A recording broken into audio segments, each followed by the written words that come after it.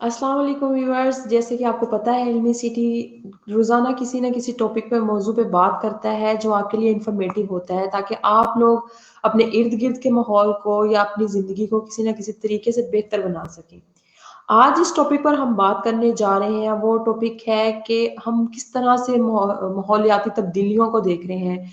मौसमियाती तब्दीलियाँ किस तरह से हमें चेंज कर रही हैं या हमारे एनवायरनमेंट को चेंज कर रही हैं, किस तरह से हमारी हेल्थ पे इफ़ेक्ट कर रही हैं और किस तरह से हमारे इर्द-गिर्द का जो माहौल है उसको तब्दील कर रही हैं।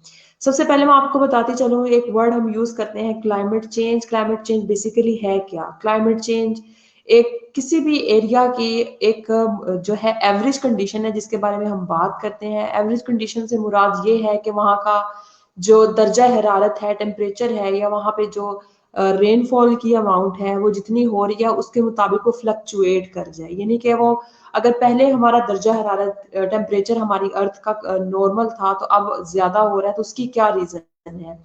या हमारे किसी एक एरिया में पहले जो है वो बारिश बहुत कम होती थी, अब ज़्यादा हो रही है, तो उसकी क्या रीज़न है? अगर पहले ज़्यादा होती थी तो अब कम हो रही है, तो उसकी क्या रीज़न है? तो ये सारी जो चीज़ें मिलकर हैं जो एक क्लाइमेट बनाती हैं, किसी भी एक जगह का क्लाइमेट बनाती हैं। हम जब अपने अर्थ के क्लाइमेट की बात करते हैं, तो हमारे अर्थ का क्लाइमेट जो है वो डे बाय डे जो है वो उसका टेम्परेचर इंक्रीज़ कर रहा है। हम अपने अर्थ के क्लाइमेट को देखें, तकरीबन पिछले 15 से 20 सालों में जो है हमारा जो टेम्परेचर है वो इंक्रीज़ कर गया। उसकी बहुत सारी रीज़न्स हैं। हम उसकी रीज़न्स पर भी बात करेंगे कि रीज़न्स क्या हैं और उनकी आगे से जो हमें उसके कॉन्सिक्वेंसेज़ देखने पड़े हैं, वो कॉन्सिक्वेंसेज़ क्या हैं। सबसे पहले हम इसकी रीज़न्स पे बात करते हैं। रीज़न हमारी अगर सबसे मेजर रीज़न जो देखी जाए वो ये है कि हम लोगों ने जो फॉसिल फ्यूल्स हैं उनका इस्तेमाल बहुत ज़्यादा कर दिया है। हमारे जो एनर्जी रिसोर्सेज़ हैं हम उनको सबसे ज़्यादा इस्तेमाल कर रहे हैं। इसके अलावा इंडस्ट्रियल रेवोल्यूशन जो है, यानी कि हमारी इंडस्ट्रीज़ जो है वो बिल्टअप बहुत ज़्यादा हो गया है।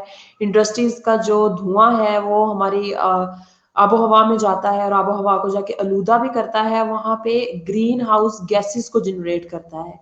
तो ग्रीन हाउस गैसेज़ की अगर हम बात करें तो वो ग्रीन हाउस इफ़ेक्ट जो है वो क्रिएट करती हैं हमारे जो इर्द-गिर्द जितना भी एनवायरनमेंट है उसमें। तो ग्रीन हाउस गैसेज़ में सबसे ज़्यादा जो मोस्टली कॉमन है, जो ह्यूमन्स की तरफ से हमने अपने एनवायरनमेंट में जो है बहुत ज़्यादा प्रोड्यूस कर दिया है, वो कार्बन डाइऑक्साइड है। जब भी हम किसी भी चीज़ की बर्निंग की बात करते हैं तो कार्बन डाइऑक्साइड उसमें लाज़मी तौर पर प्रोड्यूस्ड होती है। और कार्बन डाइऑक्साइड गैस ऐसी है जो हीट को अब्ज़ॉर्ब किए रखती है, उसको जल्दी जो है इमिट नहीं होने देती है। जब वो अपने अंदर हीट को अब्ज़ॉर्ब करके रखती है तो इसका मतलब है वो जिस जगह पे मौजूद है उसने हीट को अब्ज़ॉर्ब कर लिया है, सन रेज़ जो आ रही हैं उनको अब्ज़ॉर्ब कर रही हैं, तो वो वहाँ का जो टेम्परेचर है वो उसको इंक्रीज़ कर देंगी। ठीक है? इसी तरह से हमारी हवा में जो है वो वाटर वेपर भी मौजूद होता है। वाटर वेपर भी एक अच्छा अब्ज़ॉर्बेंट है, हीट अब्ज़ॉर्बेंट है, यानी कि हीट को अब्ज़ॉर्ब करके रखता है। तो वाटर वेपर भी इसी तरह से जो है वो हीट अब्ज़ॉर्बेंट का काम करता है। इसके अलावा क्लोरोफ्लोरोकार्बन्स हैं और बहुत सारी गैसेज़ हैं जिनको हम ग्रीन हाउस गैसेज़ कहते हैं। फ्लोरोकार्बन भी उन्हीं में से एक है। क्लोरोफ्लोरोकार्बन्स की अगर हम बात करें सीएफसीज़ की, तो ये नॉर्मली जो है हमारी रेफ्रिजरेटर्स में से या हमारे एयर कंडीशनर्स में से जो रिलीज़ होती है और हमारी हवा में शामिल होती है। इसी तरह से नाइट्रस ऑक्साइड्स हैं जो हम अपनी खादें यूज़ करते हैं। एग्रीकल्चर में हमारी बहुत सारी ऐसी स्प्रेज़ और खादें वग़ैरह हैं जो मैन्योर हम यूज़ करते हैं, जो हमारी हवा को आलूदा कर रहे हैं। और मीथेन गैस है, मीथेन गैस की भी अगर बात की जाए तो ये भी एक पॉल्यूटेंट है। ये हमें मोस्टली मार्शी प्लेसेस में जो है वो जो नेचुरली बिल्ट होती हैं वहाँ पे जो मिलती है मीथेन गैस। इसके अलावा हमें जो इंडस्ट्रियल एरिया है ये उसके नज़दीक भी हमें मीथेन गैस मिलती है। नॉर्मली यही देखा जाता है कि इंडस्ट्रीज़ का जो वेस्ट है उसको रिसाइकिल किए बगैर ही हम किसी एक इनलैंड एरिया में या वाटर एरिया में जो है उसको ड्रॉप ऑफ कर देते हैं। उसकी वजह से क्या होता है कि उसके इर्द-गिर्द का जितना इलाका है, वो सारा उसकी ज़द में आ जाता है। यानी कि जितने भी वो पॉल्यूटेंट हैं, वो हमारी उस जगह की ज़मीन में शामिल हो जाते हैं, वहाँ की जो है फ़िज़ा है उसमें शामिल हो जाते हैं। तो ये सारी जो है इसकी कुछ रीज़न्स हैं, जो हमारे क्लाइमेट चेंज की रीज़न बनती हैं। यानी कि हमारा एटमॉस्फेयर है जो वो हीट अप होता है और हीट अप होने की वजह से हमारा जो ओवरऑल ग्लोब का टेम्परेचर है, हमारी अर्थ का टेम्परेचर है, वो इंक्रीज़ करता है। अब अगर हम इसके कंसीक्वेंसेस की बात करें तो इसके कंसीक्वेंसेस में सबसे पहला जो बहुत मेजर कंसीक्वेंस है वो ये है कि हमारी अर्थ का जो टेम्परेचर है वो इंक्रीज हो रहा है। उसके इंक्रीज होने की वजह से हमारी जो आर्कटिक शीट है, आर्कटिक सी की जो आइस है वो मेल्ट हो रही है, और उसके मेल्ट होने की वजह से जो है हमारा जो सी लेवल है वो राइज कर रहा है। ऑब्वियसली जब सी लेवल राइज करेगा तो जो कोस्टल एरियाज है हमारे, वहां पे जो है वो फ्लड के चांसेस बहुत ज्यादा होंगे। जितना सी लेवल राइज करेगा उतना ही फ्लड आने के चांसेस ज्यादा होंगे। इसी तरह से एक और फिनोमिना है जो हमारे टेम्परेचर की इंक्रीज करने की वजह से हुआ है, वो हमारे तूफानों में बहुत ज्यादा जो है वो फ्रीक्वेंसी आ गई। यानी कि पहले तो कभी कभार हमें देखने को मिलती थी, स्पेशली हुरिकेन्स की बात करें हम तो अब लेकिन हमें वो फ्रीक्वेंटली मिलते हैं। इसके अलावा जो है हम पाकिस्तान की अगर बात करते हैं तो पाकिस्तान में हमें सबसे ज्यादा जो चीज देखने को मिलती है वो फ्लड्स हैं। हमारे पास वाटर रिजर्वायर्स मौजूद नहीं है, उसकी वजह से जो है फ्लड्स की जो फ्रीक्वेंसी है पाकिस्तान में उसकी बहुत ज्यादा हो चुकी है, और वो हमें पाकिस्तान में जो है वो सबसे ज्यादा डिस्ट्रक्शन का बायस बनते हैं।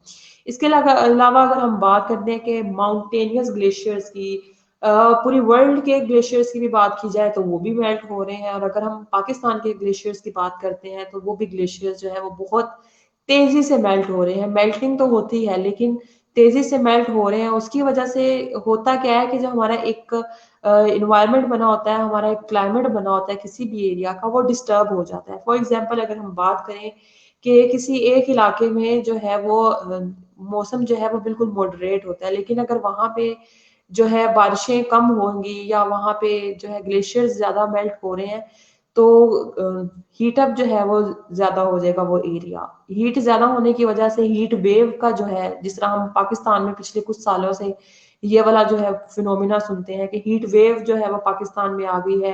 हीट वेव आने की वजह से क्या हो रहा है कि लोगों को वो इफेक्ट कर रही है, डेथ्स बहुत ज्यादा होती हैं। तो इस तरह के जो डिजास्टर्स हैं वो इसकी वजह से जो है वो अकर हो सकते हैं। इसके अलावा अगर हम बात करते हैं हमारे जो रेनफॉल की, तो रेनफॉल पाकिस्तान में मूनसून का जो पैटर्न है उसको इसने डिस्टर्ब किया है। हमारे जो क्लाइमेट चेंज ने मूनसून के पैटर्न में चेंजिंग्स आ गई हैं। पहले हमारी बारिशें जो है वो जिस तरह हम बारिशों की बात करते हैं तो अगस्त में बहुत ज्यादा बारिशें होती थी, अब उस फ्रीक्वेंसी से बारिशें नहीं होती। हमारे पास बारिशें अब कम होती हैं। हम अगर दिसंबर की बात करते हैं, अगर हम 15 से 20 साल पहले जाएं तो हमें दिसंबर में भी बारिशें देखने को मिलती थी, लेकिन अब हम दिसंबर में भी बहुत कम जो है वो बारिशें देखते हैं कि कोई बारिश हो गई है। कोई एक आध मुश्किल जो है हमें दिसंबर के मंथ में भी बारिश मिल जाती है। गर्मियों की अगर बात करें, गर्मियों में भी हम लोग ये वाला पैटर्न देखते हैं कि गर्मियां तो है, हमेशा से होती हैं, हमारे इस रीजन में गर्मियां हमेशा से होती हैं, लेकिन उन गर्मियों ने शिद्दत इख्तियार कर ली है। उन गर्मियों में गर्मी बहुत ज्यादा होना स्टार्ट हो गई है। यानी कि पहले एक गर्मी इतनी होती थी कि वो बेरेबल होती थी, अब बहुत ज्यादा जो है एयर कंडीशनर्स के यूजेस की वजह से क्लोरोफ्लोरोकार्बन जो है वो हमारे एटमॉस्फेयर में बहुत ज्यादा हो गए हैं। तो उसकी वजह से जो है हमें गर्मियां भी ज्यादा एक्सट्रीम, जो हम कहते हैं ना, एक वर्ड एक्सट्रीम यूज करते हैं, हम लोगों को एक्सट्रीम जो है वो गर्मियां और एक्सट्रीम जो है वो सर्दियां जो है हम देख रहे हैं। फिर एक और चीज हो गई है कि हमारे जो पीरियड है, गर्मियों का जो पीरियड है वो प्रोलॉन्ग कर गया है, लेकिन जो हमारा विंटर पीरियड है वो काफी हद तक श्रिंक कर गया है। जो हम पहले नवंबर में हम मौसम देखते थे वो हम दिसंबर में आके अब देखते हैं। इसी तरह से फरवरी का जो सीजन था, फरवरी में जो हमारा मौसम होता था वो भी काफी हद तक श्रिंक हो गया है। तो ये जो सारी चीजें हैं ये हमारी जो ओवरऑल हमारा अर्थ का टेम्परेचर है वो इंक्रीज किया है, ये उसकी वजह से आ रही है। तो पाकिस्तान की जो और अगर हम किसी चीज की बात कर रहे हैं तो हमारे पाकिस्तान में ड्राउट्स बहुत ज्यादा आते हैं। जिस जगह पे बारिश नहीं होगी, जिस जगह पे पानी नहीं पहुंचेगा, वहां पे आपके लिए एग्रीकल्चर करना भी बहुत डिफिकल्ट हो जाता है। जब एग्रीकल्चरल एक्टिविटीज आप नहीं करेंगे, आप फूड जनरेट नहीं कर रहे, आपकी फूड की प्रोडक्शन अच्छी नहीं हो रही, तो जब फूड की प्रोडक्शन अच्छी नहीं होगी तो आप अपने इर्द गिर्द रहने वाले लोगों की जो बेसिक नीड्स हैं, जो कि खुराक की हैं और या हवा और पानी की हैं, वो आप पूरी नहीं कर सकेंगे। तो ये भी एक रीजन है। हम अगर पाकिस्तान के पर्सपेक्टिव में बात करें कि हम इसको किस तरह से बेहतर कर सकते हैं या हम लोग अपने तौर पे रहते हुए इसको किस तरह से इससे बच सकते हैं, तो सबसे पहले हम गवर्नमेंट की बात करेंगे कि गवर्नमेंट को कुछ ऐसी पॉलिसीज बनानी चाहिए जो डिफरेंट प्रोजेक्ट्स पे काम करें, जो किसी एक एरिया का अगर हम ग्लेशियर्स की बात करते हैं, वो ग्लेशियर्स को मेल्ट होने से बचाने के लिए किस तरह से काम कर सकते हैं। अगर ग्लेशियर्स का वाटर जो है वो रिवर्स में आ गया है, तो हम उसको किस तरह से यूज़ करके फ्रूटफुल बना सकते हैं, स्पेशली हमारे ड्राउटी एरियाज़ में। जैसे हम थर की बात करते हैं, जो कि हमारा डेज़र्ट है, तो थर के एरिया में फिर हमें कुछ वाटर रिजर्वायर्स बनाने चाहिए, ताकि हम वहाँ पे जो है वाटर जो है पहुँचा सकें, पानी की अवेलेबिलिटी वहाँ पे मुमकिन हो और वहाँ के लोगों को पानी पीने का भी मैसर हो सके और वहाँ पे हम लोग एग्रीकल्चरल एक्टिविटीज़ भी स्टार्ट कर सकें। इसी तरह से हम अगर लाइव स्टॉक की प्रोडक्शन की बात करते हैं, तो उसमें भी बहुत ज़्यादा चेंजिंग आई है। लाइव स्टॉक की प्रोडक्शन में, हमारे प्लांट्स की प्रोडक्शन में पहले जो बहुत से ऐसी फसलें ऐसी हैं जो हमें पहले बहुत ज़्यादा प्रोडक्शन देती थी, लेकिन उनकी प्रोडक्शन अब कम हो गई है। उसकी रीज़न ये है कि हमारे पास बारिशें कम हो गई हैं। जब हमारी फसल को पानी नहीं मिल रहा, तो फिर ज़ाहिर-सी बात है हमारी फसल की वैसे जो है ग्रोथ भी नहीं होगी। वैसी हेल्दी हमारी जो है वो क्रॉप्स नहीं होगी कि वो हमें एक अच्छी अमाउंट में जो है हमें प्रोडक्शन दे सकें, जो हमारी बेसिक नीड्स के अलावा हमारे कंट्री के जीडीपी में भी जो है वो बेहतरी ला सकें। इसके अलावा अगर हम कुछ बायोडायवर्सिटी की बात करें, हमारी वाइल्ड लाइफ की, जो हमारे जिस तरह से हमारे परिंदे हैं, वो किस तरह से इससे इफ़ेक्ट हुए हैं। अगर हम लोग अपने बचपन की बात करते हैं, तो हमें अपने बचपन में बहुत सी चीज़ें देखने को मिलती थी। उसमें सबसे ज़्यादा एक बटरफ्लाई थी, तितलियाँ जो हम नॉर्मली हमें देखने को मिलती थी, जो कि आजकल बिल्कुल नापैद हो चुकी हैं। उसकी रीज़न ये है कि हम बहुत सारे पेस्टिसाइड जो यूज़ करते हैं अपने प्लांट्स के लिए, उसकी वजह से बहुत सारे कीड़े-मकोड़े या ऐसे हशरात हैं जो मर चुके हैं, या उनकी जो आगे से नस्ल है वो नापैद होती जा रही है, बहुत कम हो गए हैं। परिंदों में अगर हम पैरट को देखें, पैरट हमें पहले नज़र आता था, अब तो मुश्किल ही शायद पैरट कहीं नज़र आता होगा। इसी तरह से और भी बहुत सारे परिंदे हैं जो कुछ जिनकी जो है वो अफ़ज़ाइश ज़्यादा हो गई है, कुछ की कम हो गई है। तो ये सारी चीज़ें मिल के जो है हमारा एक क्लाइमेट चेंज का जो है ना कंसीक्वेंस जो है, उसके रिज़ल्ट जो हैं वो हमें दिखाती हैं कि हमने किस तरह से जो है अपने इर्द-गिर्द के माहौल को चेंज किया है। हम अपनी ज़िंदगियों में तो फैसिलिटी लेकर आ चुके हैं, लेकिन हमने अपने इर्द-गिर्द का जो एक हमारा कुदरती माहौल था, उसको हमने खराब कर लिया है। तो हमें कोशिश यही करनी चाहिए हर इंसान को अपने तौर पे भी रहते हुए, और अगर गवर्नमेंट की तरफ से भी कुछ पॉलिसीज़ बना दी जाए, तो बहुत अच्छी बात होगी कि हम लोग पॉलिसीज़ पे जो है वो अमल करें और अपने माहौल को, अपने जो इर्द-गिर्द का एनवायरनमेंट है, उसको अच्छी तरह से हम सेव करें, उसको जो है सस्टेन कर सकें अपनी लाइफ़ को, और अपनी आने वाली नस्लों के लिए भी यही जो है फैसिलिटीज़ रखें, ताकि वो भी इस नेचुरल एनवायरनमेंट को एन्जॉय कर सकें। सिर्फ़ अपनी फैसिलिटीज़ को देखते हुए हम लोग अपने माहौल को बर्बाद ना करें। होप्स सो आपके लिए ये सेशन बहुत छोटा-सा सेशन ये जो है आपके लिए हेल्पफुल रहा होगा। अगर तो आप किसी और टॉपिक के बारे में जानना चाहते हैं, तो काइंडली हमें कमेंट्स में ज़रूर बताइएगा, ताकि हम उस टॉपिक पर भी बात करें और उससे रिलेटेड आपको इन्फॉर्मेशन भी प्रोवाइड करें। और स्पेशली पाकिस्तान के रेफरेंस से हम अपने पाकिस्तान को जिस कदर बेहतर बनाना चाहते हैं, उसको बेहतर बनाएँ। हर किसी को अपनी जो है एफर्ट पुट करनी चाहिए।